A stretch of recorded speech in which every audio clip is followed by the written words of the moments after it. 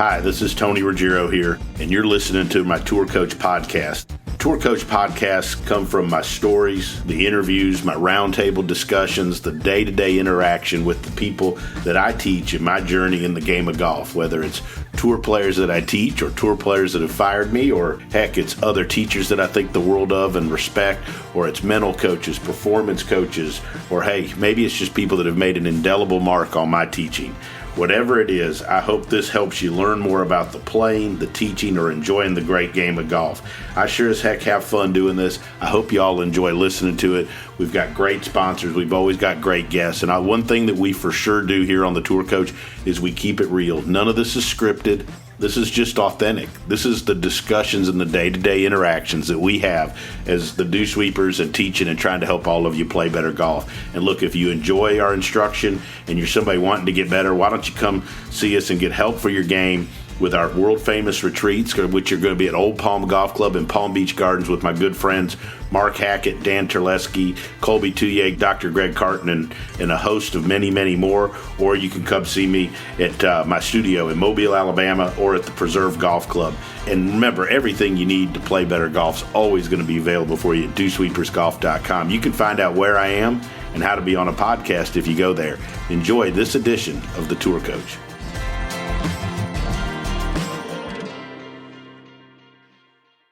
All right, so we had a bunch of people email in after Foley brought you up, Coop. Foley, dear friend, Sean Foley brought up on one of the last podcasts about the time we all hung out, and he talked about your brilliance. So we're sitting here, it's RSM, last tour event of the year, me and Coop, Donald Cooper, Vaughn Taylor kind of hanging out here beside us. We're going to talk about practice because we had a practice round today, and you've come up with some good stuff about practice. Let's talk a little bit about things you think about practice rounds, people get out of practice rounds, and then I'd like to pick your brain a little bit on things you've seen some of the best players do just practicing. Okay, he's picking the brain. Well, the first thing I got to say about practice rounds is that if the player isn't taking in what he's doing, it's wasting everybody's time. Right. And a lot of them feel obligated because they don't want to be away from the golf course, and that's understood. But guys, people feel like if they're not there, they're not. If you got a family and children, that's your priority. Golf will come and go. But seriously, practice rounds are to adapt to the conditions. It ain't to work on your swing or your game. You should have that dialed in way before you get here. Especially for like the guys who've been out here a long time, played a bunch. If you've played a golf course, we talked a little bit about stuff, U.S. Open and things Tiger had said about like how the golf course, really all you're trying to do is figure out how the golf course changes each day. That type of stuff. Right. How it changes throughout the week. How it changes, yeah. And one of the craziest things I've ever seen was Bill Glasson at Augusta. The forecast was for rain all that week. And I look out there one day, and he's got his bare feet on the range with the hose pipe wetting the ground. And I'm like, what is this guy doing? Well, now it makes sense to me. He was doing his homework, getting prepared for the tournament. What'd that look like, Bill Glasson out there hitting balls barefoot? Like a linebacker hitting a golf ball. You couldn't have moved him an inch if you pushed on his back. Really? When he was setting up to it. Like athletic as you could be. But it's just like that was his preparation. Right. Stay stable. Stay stable. Yeah. Preparing. And you just talked a little bit before we got Vaughn brought up. We should have been taping the stuff we were talking about before we came. We're not smart. Nobody ever accused me and you of being very smart. Practice round. What do you go into a practice round looking as to a do? caddy?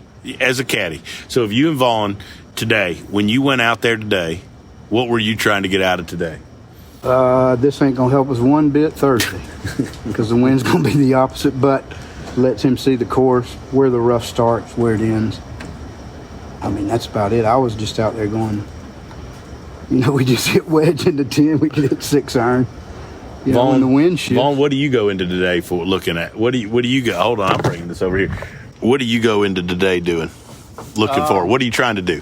I'm trying to do a lot of things, but I'm trying to see the course, see the conditions, speed of the greens, how the fringes are. And a lot of areas here. Scoping it out. Yeah. And then trying to feel better about my swing and game. Trying to hit it the right distance. Trying to get distance control down. I felt like I was coming up short a lot. So I was trying to dial in my distance. Do you feel like you got better at that? Yeah, and just try to get sharper as the day went on and just feel better about everything. And Move a step forward to punching the gas. Yeah. Not get there. Yeah. Just a step forward. So now, before I go back to Coop, I'm going to ask you one more question. So you had a day today. You're not in the Pro-Am tomorrow. What do you look for tomorrow? Like, what's your goal when you go? I know we're going to hit balls probably about an hour or something like that. What are you looking to get out of tomorrow? This will be good. I'll actually know what I'm supposed to do tomorrow. We're going to hit some balls mid-irons out of the bunkers because he didn't miss fairway. He didn't hit the bunker. Coop always wants everybody to hit fairway bunker shots. Every time. I mean, for all the years, every time he said, you got to get him to, you got to get him to hit a fairway bunker shot. You got to get him to hit a fairway bunker shot. I mean, bunker shots should be, according to the bunkers. Here they're good. But a few bunker shots tomorrow. VT, what do you want to accomplish on? I want to get sharper with my short game tomorrow. I like to feel really good about my putting and touch around the greens. And then, what do you do to do that? You just hit a bunch of shots, or? Yeah, I kind of just do it enough until I feel like the club feels really good in my hands. And sometimes you just got to put in a little bit of time, and then Campbell's soup, beanie weenies. That was a can of beanie weenies, and then it just starts to feel better and easier. And I'll go about that a couple different ways. I'll try to hit some. I try to hit a bunch of random stuff, and just try to get the feel of hitting things short and long, and then speed. And I think random stuff's a big deal. Makes sense to him because that's his, his feel, his putting. It's all very feel based. Good. I mean, I'm not out there drawing lines, getting technical and filming. No.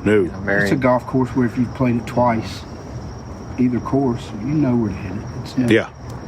We don't sell a picture book here. Which I think swing, try to. Sorry to cut you off, Coop. Especially with the changes you've made, just feel good, free. Try to be moving well and. Not trying to be technical, work on a couple things. Just staying on a couple things. Just kind of, you want to just moving well and free, feeling good, well. Not trying to, that gives me more confidence than, saying, oh yeah, my swing looks great or whatever, it's more like, does it feel good? Good doing it. He feels good doing it. Do what I want to do. Well, I feel like I got a good chance of swinging well on Thursday. Well, I mean, the years he's put into it to stay healthy is tough. I mean, it really is. This game beats you up. Well, we were talking about it when we were up at Sage Valley. You just talk about like how you almost have to. It's different now. Like you have to take more time to get your body ready before you play now. Right.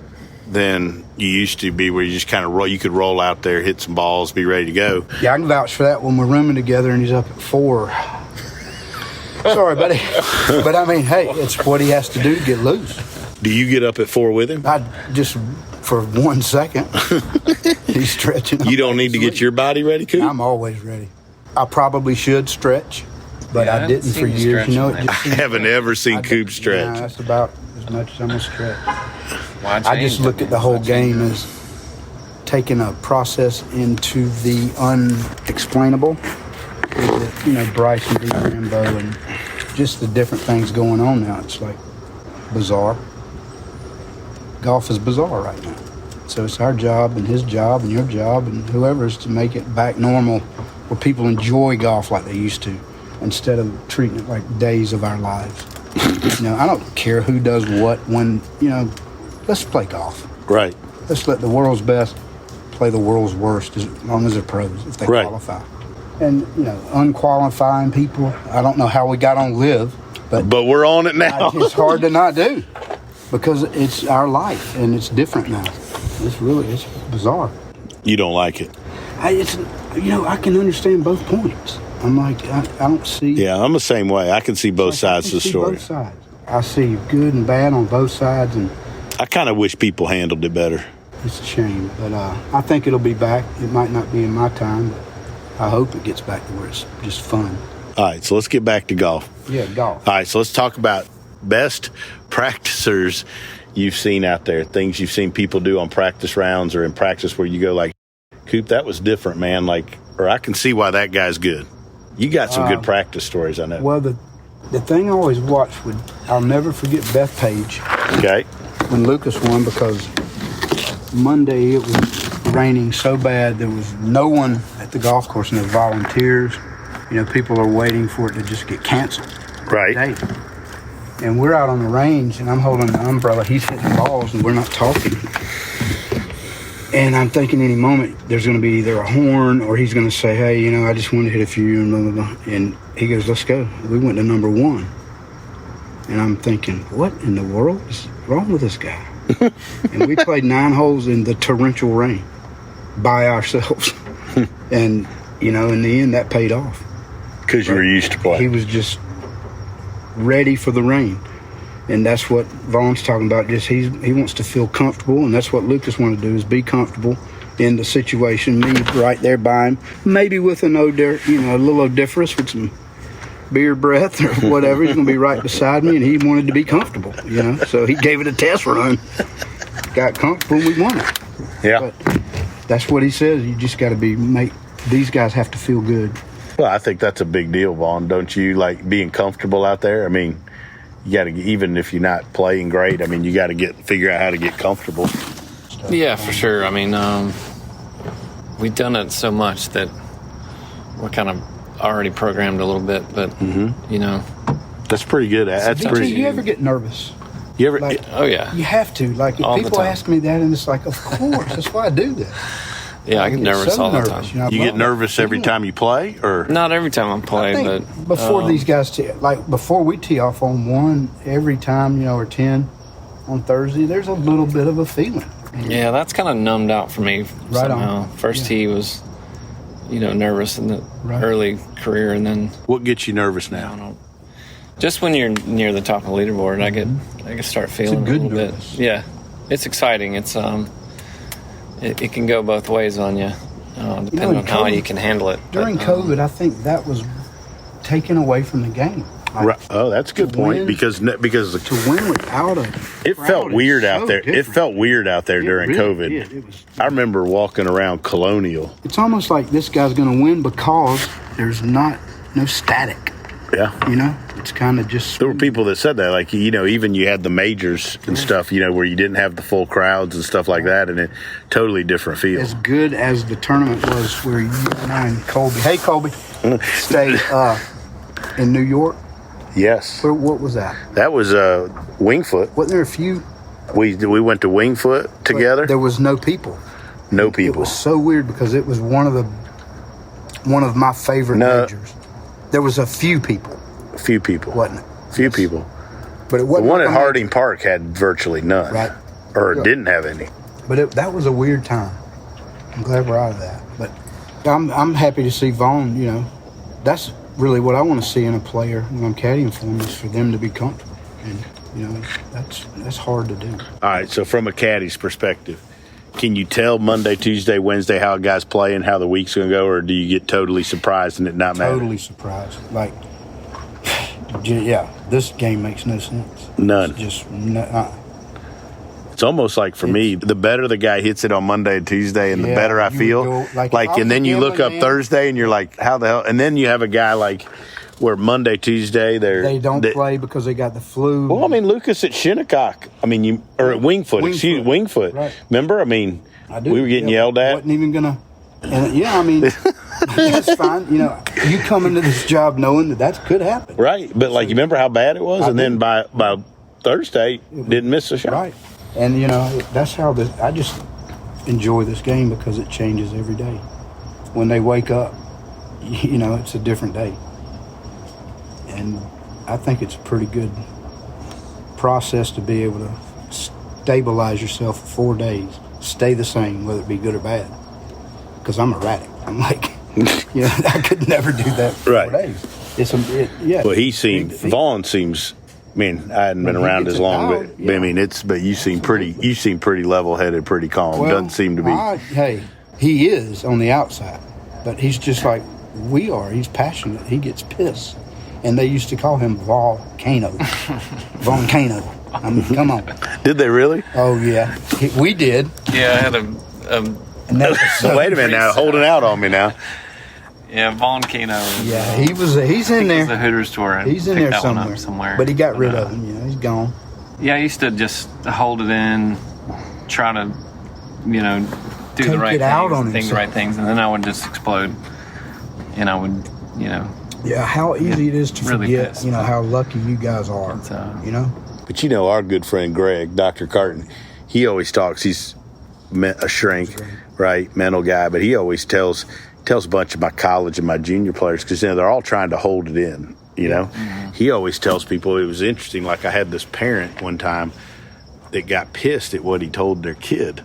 They're like, well, he told my kid that it's okay to let it That you eat did? it. Yeah, and I was like, well, I mean, that's his opinion, and because the kid was on the golf course, hit a bad shot, and he yelled or something, right? Went nuts, but Greg was always like, man, like, it's the thinking that you're not supposed to let it out, and it's the that like where you bottle it up, Tense up. Yeah, that makes you worse. Greg Carton knows his business. Letting it out. I always think that's interesting asking people, because he called you, volcano. Yeah, I always thought that until you get to the next shot, a good rule was you can act the way you want to, do whatever you Well, you do. caddied a bunch in the days, and you've been in groups with Tiger. Sure. I mean, he would go off. Oh, my. He would go off after a bad shot, would he not? I mean, Yes, sir. Right? I mean, until he got 20 yards away from the next shot, and then he would re-Tigerize. But I mean, Tiger, his thing was farting on us. Wait, that was his deal. No. Oh, absolutely. He and Steve, they farted on us all the time. It was just, that was their deal, and we missed them. I missed them, guys. It was awesome.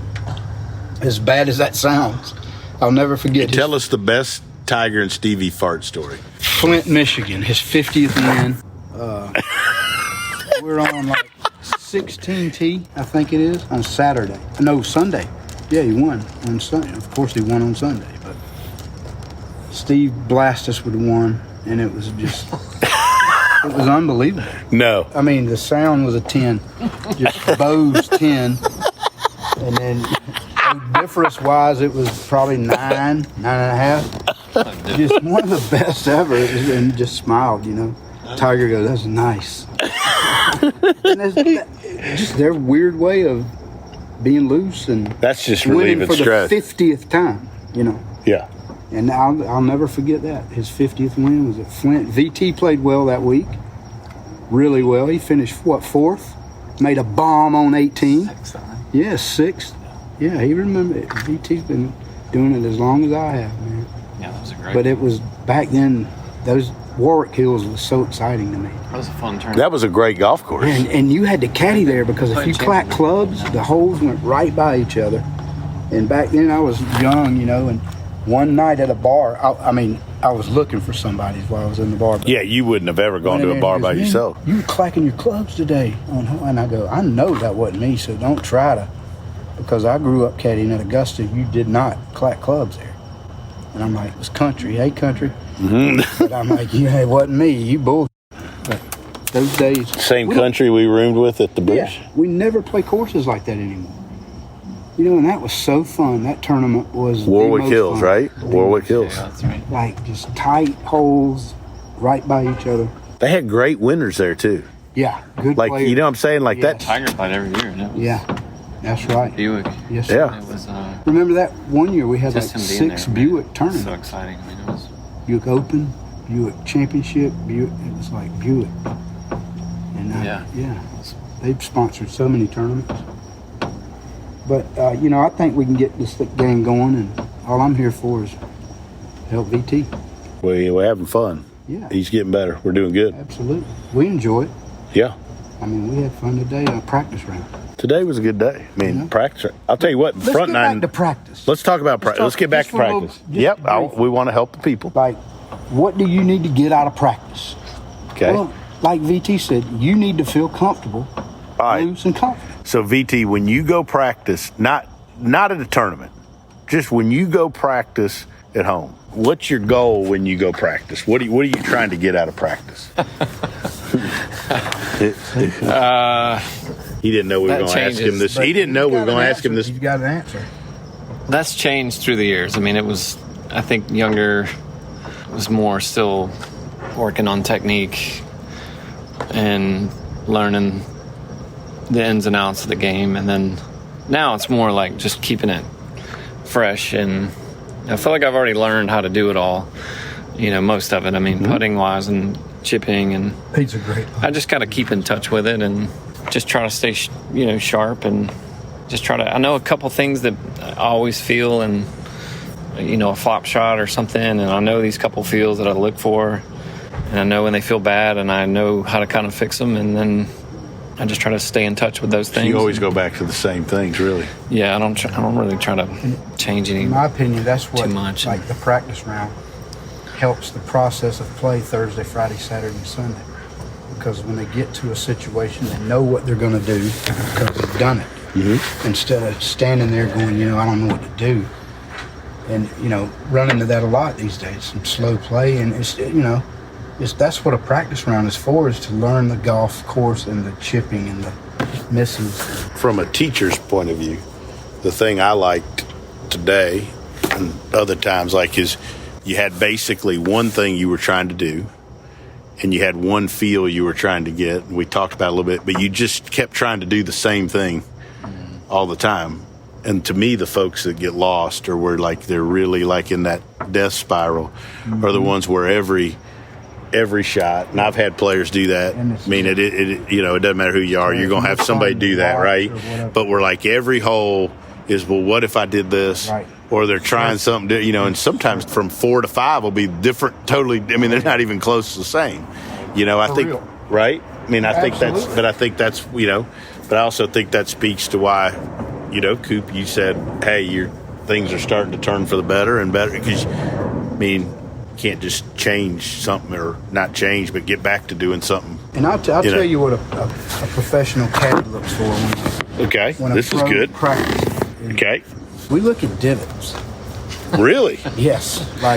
Because there's people out there now. There's some teachers that got on me one time on social media because they said you can look at a bit divot and tell if I got a baller or somebody's searching for something. All right, I want to know, what do you look for in a divot? I watch the depth, from where it starts to where it ends, and usually it's the same with a good player, and it's always a little toe heavy.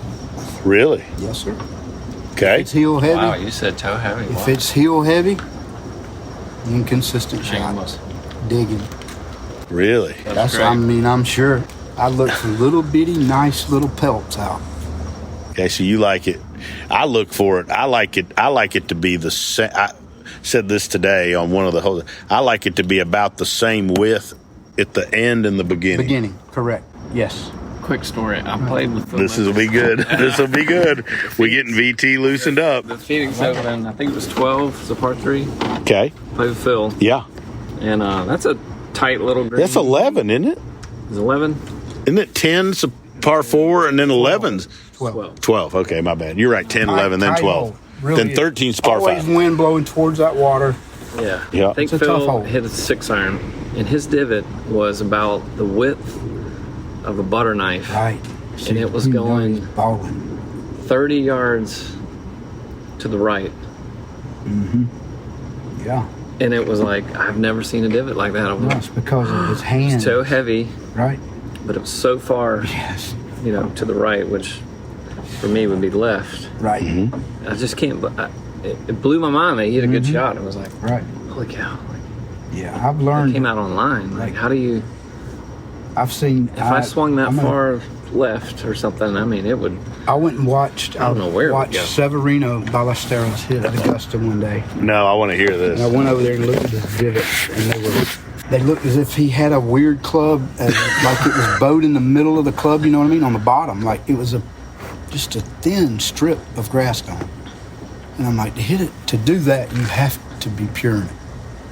I mean, it was amazing how little bit of turf he took. But like you said, it was the same distance behind it as it was about this long. Mm-hmm. And that means the impact was quick. And God knows where it went with Sevy. But it was the oddest looking divots. I couldn't figure it out, why they were so skinny. I still to this day don't know if it was good or bad. Those guys gotta have the just best hands ever. Yeah. I don't know. Right. Oh, I mean, Phil and Sevy. I think it also goes to, like, when you say you're talking about ball strikers like that, like, I mean, you would never say Sevy or Phil are the greatest ball strikers. They'd be some of the greatest players that have ever played, but you would never say they're the greatest ball strikers. Because they didn't rely But on them. with those hands go two of the greatest short. I mean, game. they'd probably be one. I mean, they'd have to be 1 and 2A Sevy never short opened games. his club up or shut it down. It was always square in the bunkers. Right. Like, and same with Jose, who learned from him. Mm-hmm. Never manipulated the face, but could hit it soft and high, like with a square face. It was like incredible.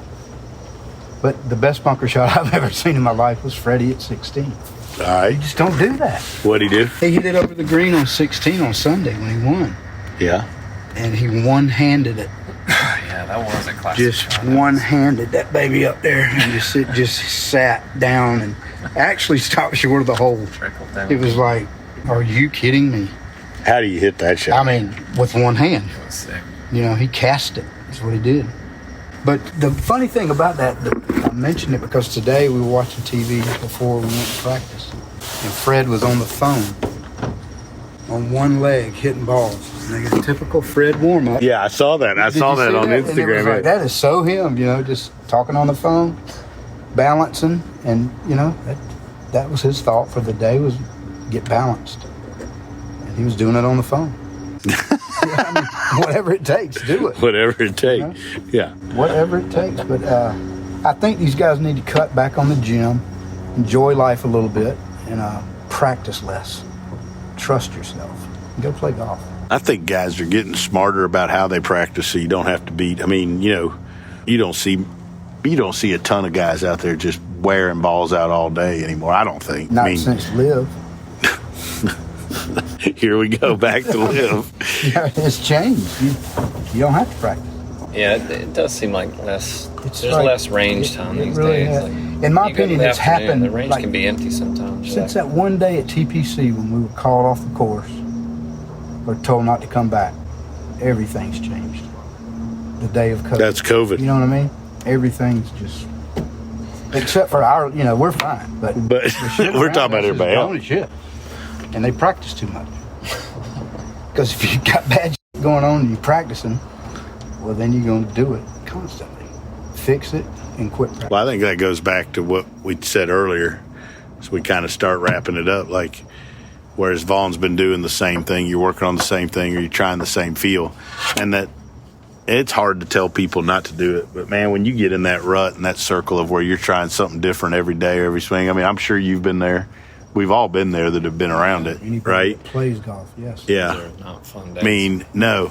But, like, it's like when you're out of it, you're like, what the hell was I doing? Man, that doesn't make any sense, right? And But, when like, you say that, Tony, I think about Pebble Beach after we missed the cut. Yeah. I don't want to bring back. no, that's okay. with Lucas That was a good and story. we just, you know, he's lost on the range, has nothing. And he goes, give me one thing. And Tony told him, you know, you said you wanted to draw the ball, and that's what we're here to do. And Hit a hook. that's what we did, you know. From that point on when he said that, then it was different because he was actually a little aggravated. Mm-hmm. You know, he was to the point he was aggravated with golf. And it didn't get like that often. But Tony said, you said you wanted to draw it, hook it, you know. And then it just went smooth.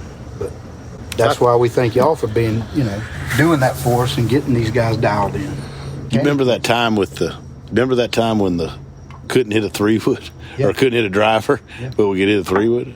And then, you know, I know Lucas would say the same thing. We just sat there on the range one day, Vaughn, and he hit 100. hundreds of 3-woods. And I'm the whole time going, Drivers. No, the driver was good. The 3-wood was bad. it was the 3-wood we were hitting. Yeah. Yeah. Yeah. And I'm like, what are we doing? I go, you hit 5 bags of ball. We got to have 3-woods, 3-wood course, which he was right. But then, you know, don't do it until to the point where you know, your muscles are sore the next day and you can't.